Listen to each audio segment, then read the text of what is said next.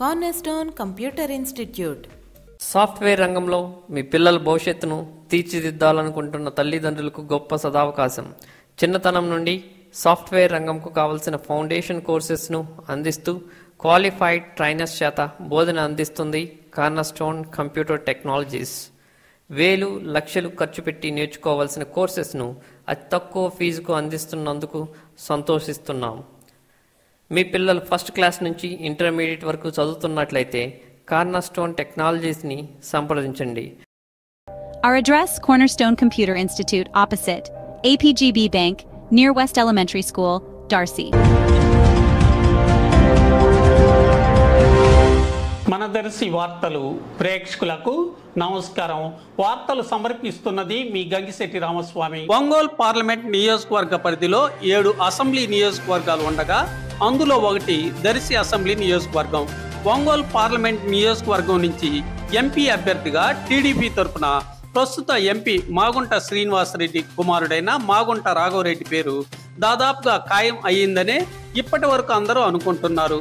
కానీ ప్రస్తుతం Delhi liquor scam case వేగంగా పలు మలుపులు తిరుగుతున్నందున మాగుంట రాఘవరెడ్డికి గాని మాగుంట శ్రీనివాసరెడ్డికి గాని ఎంపీ అభ్యర్థి టికెట్ ఇచ్చేందుకు టీడీపీ వెనకడుగు వేస్తున్నట్లుగా ప్రస్తుతం రాజకీయ విశ్లేషకులు అనుకుంటున్నారు.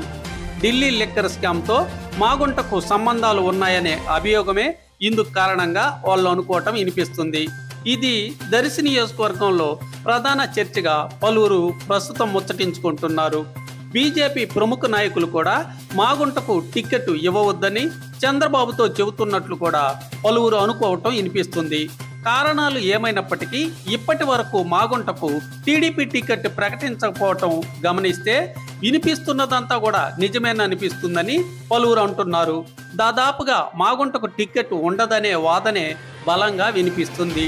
టీడీపీ జనసేన బీజేపీ పొత్తులో ఒంగోలు పార్లమెంటు నియోజకవర్గం నుంచి ఉమ్మడి ప్రకాశం జిల్లాకు చెందిన బీజేపీ రాష్ట్ర అధ్యక్షురాలు దగ్గుబాటి పురంధరేశ్వరి గాని మాజీ ముఖ్యమంత్రి నల్లారి కిరణ్ కుమార్ రెడ్డి గాని పోటీ చేయవచ్చునని ఒక ప్రచారం ఊపందుకుంది.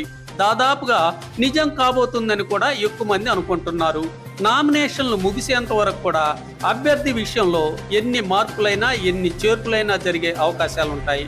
పొత్తులో ఎవరు ఎంపీ అభ్యర్థి అవుతారనేది ఒక చిక్కుముడి వీడని ప్రశ్నగా మిగిలిపోయింది.